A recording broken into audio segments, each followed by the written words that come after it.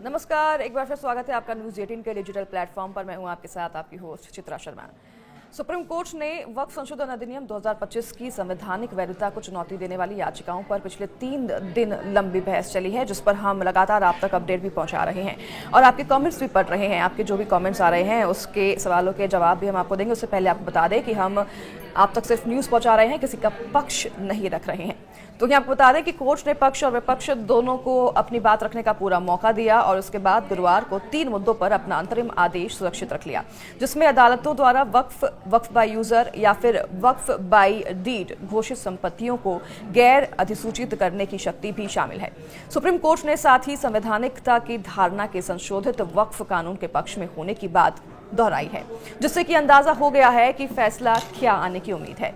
तो वहीं आपको ये भी बता दें कि केंद्र सरकार ने वक्फ संशोधन अधिनियम 2025 को पिछले महीने अधिसूचित किया था। बिल को 5 अप्रैल को राष्ट्रपति द्रौपदी मुर्मू की मंजूरी मिली थी। वक्फ संशोधन विधेयक को लोकसभा में 288 सदस्यों के मत से पारित किया गया था, जबकि 235 सांसद इसके खिलाफ थे। राज्यसभा में इसके पक्ष में 128 और विपक्ष में 95 सदस्यों ने मतदान किया था। इस मामले को प्रधान न्यायाधीश CJI BR गवई और न्यायमूर्ति ऑगस्टिन जॉर्ज मसीह की पीठ ने संशोधित वक्फ कानून को चुनौती देने वालों की ओर से पेश वरिष्ठ अधिवक्ता कपिल सिब्बल, राजीव धवन, अभिषेक सिंघवी और हुजैफा अहमदी तथा केंद्र सरकार का प्रतिनिधित्व कर रहे सॉलिसिटर जनरल तुषार मेहता की दलीलों को सुना। तो चलिए आपको बताते हैं कि 3 दिन में पक्ष और विपक्ष की ओर से क्या क्या बड़ी दलीलें दी गई। 3 प्रमुख मुद्दे जिन पर ये पूरा मामला टिका है। पहला, अदालतों द्वारा वक्फ बाय यूजर या फिर वक्फ बाय डीड घोषित संपत्तियों को गैर अधिसूचित करने की शक्ति से जुड़ा हुआ है। दूसरा मुद्दा, राज्य वक्फ बोर्ड और केंद्रीय वक्फ परिषद की संरचना से संबंधित है। याचिकाकर्ताओं की दलील है कि पदेन सदस्यों को छोड़कर केवल मुसलमानों को ही राज्य वक्फ बोर्ड और केंद्रीय वक्फ परिषद में काम करना चाहिए। तीसरा मुद्दा उस प्रावधान से जुड़ा है जिसमें कहा गया है कि जब कलेक्टर यह पता लगाने के लिए जांच करते हैं कि संपत्ति सरकारी भूमि है या नहीं, तो वक्फ संपत्ति को वक्फ नहीं माना जाएगा। तो देखिए, वक्फ अपनी प्रकृति से धर्मनिरपेक्ष अवधारणा। केंद्र सरकार ने इस अधिनियम का दृढ़ता से समर्थन करते हुए कहा कि वक्फ अपनी प्रकृति में एक धर्मनिरपेक्ष अवधारणा है और संवैधानिकता की धारणा के इसके पक्ष में होने के मद्देनजर इस पर रोक नहीं लगाई जा सकती। उसने दलील दी कि वक्फ भले ही एक इस्लामी अवधारणा है, लेकिन यह इस्लाम का अनिवार्य हिस्सा नहीं है। वक्फ अल्लाह के लिए है, इसे बदला नहीं जा सकता। इसी पर सॉलिसिटर जनरल मेहता ने अदालत से आग्रह किया कि वह विधिवत रूप से बनाए गए कानून पर रोक लगाने में जल्दबाजी न करें। उन्होंने आगे कहा कि प्रस्ताव पेश करना कठिन नहीं है और सिर्फ इसलिए कि बहस की जा सकती है। सक्षम विधायिका की ओर से पारित कानून पर रोक लगाना उचित नहीं है। कानून के तहत आदिवासी भूमि को शामिल न किया जाने के प्रावधान को रेखांकित करते हुए मेहता ने कहा कि अनुसूचित क्षेत्रों में अनुसूचित जनजाति संवैधानिक रूप से संरक्षित वर्ग और संशोधित कानून में इस व्यवस्था का सम्मान किया गया है। मेहता ने आगे कहा कि वक्फ अल्लाह के लिए है, इसे बदला नहीं जा सकता। अगर बाद में इसे असंवैधानिक पाया जाता है तो इसे रद्द किया जा सकता है, लेकिन इस बीच अपरिवर्तनीय वक्फ बनाने के दूरगामी परिणाम हो सकते हैं। तीसरी बड़ी बिंदु जिस पर चर्चा हुई, वक्फ का इस्तेमाल क्यों किया जाए। सॉलिसिटर जनरल ने उस प्रावधान का बचाव किया जिसमें कहा गया है कि केवल वही व्यक्ति वक्फ बना सकता है जो पिछले 5 वर्षों से इस्लाम का पालन कर रहा है। उन्होंने आगे कहा कि यह प्रावधान फर्जी वक्फ की स्थापना को रोकने के लिए आवश्यक है, न कि वास्तविक धार्मिक प्रथाओं को नकारने के लिए। मेहता ने आगे कहा कि अगर कोई हिंदू कोई धर्मार्थ संस्था बनाना चाहता है तो इसके लिए कानूनी रास्ते मौजूद हैं। वक्फ का इस्तेमाल क्यों किया जाए। उन्होंने आगे ये भी कहा कि गैर मुस्लिम भी ट्रस्ट बनाकर दान कर सकते हैं। चौथी बड़ी बात जो कि चर्चा में सामने आई, वक्फ बनाने और उसे दान देने में अंतर है। तुषार मेहता ने आगे कहा कि आवश्यक धार्मिक प्रथाओं की अवधारणा वक्फ बाय यूजर की रक्षा नहीं करती, जो कि मूल इस्लामी सिद्धांत के बजाय कानून के तहत विकसित की गई अवधारणा है। उन्होंने गैर मुस्लिमों के वक्फ संपत्ति बनाने संबंधी चिंताओं का भी जिक्र किया और कहा कि वक्फ बनाने और उसे दान देने में अंतर है। हिंदू वक्फ को दान तो दे सकता है, लेकिन वक्फ नहीं बना सकता। पांचवी बड़ी बात, वक्फ इस्लाम का अनिवार्य हिस्सा नहीं है। वक्फ कानून पर सुप्रीम सुनवाई में केंद्र सरकार की ओर से सॉलिसिटर जनरल तुषार मेहता ने यह भी कहा कि वक्फ इस्लामिक सिद्धांत है और इसमें कोई शक नहीं है, लेकिन वक्फ इस्लाम का अनिवार्य हिस्सा नहीं है। वक्फ एक इस्लामी अवधारणा है, लेकिन यह इस्लाम का एक अनिवार्य हिस्सा नहीं है। दान हर धर्म का हिस्सा है और यह क्रिश्चियन के लिए भी हो सकता है। हिंदुओं में दान की एक प्रणाली है, सिखों में भी यह मौजूद है। इस्लाम में वक्फ कुछ और नहीं बल्कि दान है। वक्फ बोर्ड का काम केवल वक्फ संपत्तियों का प्रबंधन करना, हिसाब किताब सही रखना, खातों का ऑडिट रखना आदि है। ये सभी बातें सॉलिसिटर जनरल तुषार मेहता की ओर से कही गई। छठी बड़ी बात, वक्फ एक धर्मनिरपेक्ष अवधारणा है। सॉलिसिटर जनरल तुषार मेहता ने इस पर कहा कि कई राज्य सरकारों से परामर्श किया गया, वक्फ बोर्ड से परामर्श किया गया है। जेपीसी ने हर खंड में ये दर्ज किया है कि वक्फ बोर्ड किस खंड से सहमत है या फिर नहीं है। विस्तृत रिपोर्ट तैयार की गई है जिसमें कुछ सुझाव स्वीकार किए गए या फिर स्वीकार नहीं किए गए। जब धाराओं में संशोधन के लिए सुझाव दिए गए तो विधेयक को पेश किया गया और अभूतपूर्व बहुमत से पारित किया गया। मेहता आगे कहते हैं कि वक्फ अपने स्वभाव से ही एक धर्मनिरपेक्ष अवधारणा है। अगली बड़ी बात, वो कहते हैं कि केंद्र ने 1923 में जो चली आ रही है बुराई है उसको खत्म किया है। सरकार की तरफ से सॉलिसिटर जनरल मेहता जो ये दलील रख रहे हैं, वो कहते हैं कि केंद्र ने 1923 से चली आ रही बुराई को खत्म किया है। हर हितधारक की बात सुनी गई है।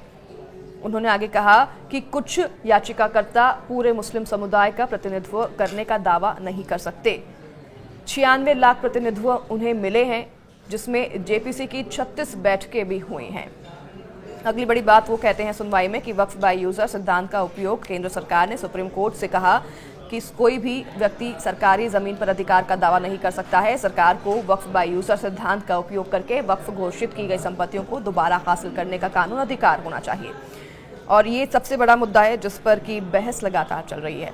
अगली बड़ी खबर, माफ कीजिएगा, अगली बड़ी बात, वो कहते हैं कि वक्फ के विरोध में झूठी कहानी जो है फैलाई जा रही है। उनका ये कहना है। सॉलिसिटर जनरल जो तुषार मेहता वो कहते हैं कि दावा किया गया है कि वक्फ संशोधन विधेयक के विरोध में झूठी और काल्पनिक कहानी गढ़ी जा रही है कि उन्हें दस्तावेज उपलब्ध कराने होंगे या फिर वक्फ पर सामूहिक कब्जा कर लिया जाएगा। वक्फ कोई मौलिक अधिकार नहीं है और इसे कानून द्वारा मान्यता दी गई है, और एक फैसले के मुताबिक अगर कोई अधिकार कानून के तहत प्रदान किया जाता है तो उसे कानून के तहत लिया भी जा सकता है। ये बात उन्होंने कही है, यानी कि सॉलिसिटर जनरल तुषार मेहता ने अपने दलील में। तो वहीं कपिल सिब्बल ने भी अपनी दलीलें रखी और उनकी याचिकाकर्ताओं की ओर से भी कई दलीलें पेश की गई, जिनमें कई बिंदु मौजूद हैं। पहला बड़ा जो बात है, जो पहली बड़ी बिंदु है जो कपिल सिब्बल की ओर से दलीलें रखी गई उसमें की गई, उसमें ये कहा गया है कि सरकार को क्यों दिखाएं कोई इंसान कि वो मुसलमान है, ये सरकार को दिखाने की ज़रूरत क्यों है। वरिष्ठ कपिल सिब्बल ने वक्फ संशोधन अधिनियम 2025 की संवैधानिक वैधता को चुनौती देते हुए ये दलील दी। उन्होंने कहा कि सरकार को कोई क्यों दिखाए कि वो एक मुस्लिम है, इसका फैसला कौन करेगा, और 5 साल तक क्यों कोई इंतजार करे मुसलमान कहलाने का। यह अनुच्छेद 14, 25 और 26 का उल्लंघन है। अब वक्फ बाय यूजर को हटा दिया गया है और इसे कभी नहीं हटाया जा सकता। यह ईश्वर की समर्पित है, यह कभी खत्म नहीं हो सकता, और अब यह सुनिश्चित कर रहे हैं कि केवल वही वक्फ बाय यूजर बचेगा जो रजिस्टर्ड मुसलमान है। दूसरी बड़ी बात जिस पर कपिल सिब्बल ने अपनी दलीलें रखी याचिकाकर्ताओं की तरफ से, उसमें उन्होंने कहा कि ये गैर कानूनी वक्फ संपत्ति की कंट्रोल को छीनने वाला कानून है। सिब्बल ने कहा कि ये गैर कानूनी है और वक्फ संपत्ति के कंट्रोल को छीनने वाला है। वक्फ की जाने वाली संपत्ति पर किसी विवाद की आशंका से जांच होगी, और अगर कलेक्टर जांच करेंगे, और कलेक्टर सरकारी आदमी है, ऐसे में जांच की कोई भी समय सीमा नहीं है। जब तक रिपोर्ट नहीं आएगी संपत्ति वक्फ नहीं हो सकती, जबकि अल्लाह के नाम पर संपत्ति दी जाती है। एक बार वक्फ हो गया तो हमेशा के लिए वो वक्फ हो जाता है, सरकार उसमें आर्थिक मदद नहीं दे सकती। सिब्बल ने दलील देते हुए आगे ये भी कहा कि मंदिरों की तरह मस्जिदों में चढ़ावा नहीं होता, ये संस्थाएं दान से चलती हैं। तीसरी बड़ी बात, वो कहते हैं कि कानून की यह धारा अधिकारों का हनन करती है। कपिल सिब्बल ने आगे कहा कि एक अन्य प्रावधान लाया गया है, वक्फ करने वाले का नाम और पता, वक्फ करने का तरीका और वक्फ की तारीख मांगी गई है। लोगों के पास ये कैसे होगा? 200 साल पहले बनाए गए वक्फ मौजूद हैं, और अगर वे यह नहीं देते हैं तो मुतवली को 6 महीने के लिए जेल जाना पड़ेगा। कानून की यह धारा अधिकारों का हनन करती है, कपिल सिब्बल ने यह कहा, और यह अन्यायपूर्ण और मनमाना है और अधिकारों का उल्लंघन है। चौथी बड़ी बात वो कह रहे हैं अपनी दलील में कि प्रावधान अनुच्छेद 25 का उल्लंघन है। याचिकाकर्ताओं की ओर से कपिल सिब्बल ने यह भी कहा है कि यह प्रावधान अनुच्छेद 25 का उल्लंघन करता है। संशोधन से वक्फ को सरकार ने अपने पास ले लिया है। इसके बाद यदि कोई अनुसूचित जनजाति मुस्लिम है और वक्फ बनाना चाहता है तो ऐसी संपत्ति वक्फ नहीं है और यह सीधे तौर पर अधिग्रहण है और अनुच्छेद 25 के तहत अधिकार छीन लिया जाता है। अगली पांचवी बड़ी बात वो कहते हैं कि मंदिरों को 2000-3000 करोड़ चंदा दिया जाता है और इसका विरोध करते हुए उन्होंने कहा कि हम तो सभी मुद्दों पर दलील रखेंगे। मंदिरों की तरह मस्जिदों में 2000-3000 करोड़ चंदे में नहीं आते। वे कहते हैं कि पिछले अधिनियम में पंजीकरण की आवश्यकता थी और क्योंकि अपने पंजीकरण नहीं करवाया इससे कि वक्फ नहीं माना जाएगा। कई 100, 200 और 500 साल पहले ये संपत्तियां बनाई गई थी, जिसे कि अब अगर कोई भी सरकार आकर कहती है कि ये वक्फ नहीं है तो ये बिल्कुल भी उचित नहीं है। छठी बड़ी बात वो अपनी दलील में कहते हैं कि एक भी व्यक्ति गैर हिंदू नहीं है। उन्होंने कहा कि हमारी आपत्ति भी यही है कि किसी भी हिंदू धर्म स्थान की बंदोबस्ती में एक भी व्यक्ति गैर हिंदू नहीं है। यदि आप अन्य धार्मिक समुदाय को विशेष अधिकार से दे रहे हैं विशेष अधिकार, तो यहाँ क्यों नहीं। कपिल सिब्बल ने कोर्ट को वक्फ काउंसिल के गठन के बारे में बताया कि पहले इसमें केवल मुसलमान सदस्य थे और अब इसमें बहुसंख्यक गैर मुस्लिम है और ये सभी आपस में जुड़े हुए प्रावधान हैं संपत्तियों पर कब्जा करने के लिए कानून की प्रक्रिया के बिना, लेकिन कानून के माध्यम से। उन्होंने आगे कहा कि हम यह मानकर चल रहे हैं कि बोर्ड में ऐसे गैर मुस्लिम भी हैं जो कि हो सकते हैं कि जिनकी नियुक्ति पर रोक नहीं है। अधिकतम एक बार में 8 की गारंटी वह दे सकते हैं। कपिल सिब्बल ने यह भी दावा किया है कि 8 लोग ऐसे हो सकते हैं जो कि गैर मुस्लिम है और जो कि मुस्लिम नहीं है।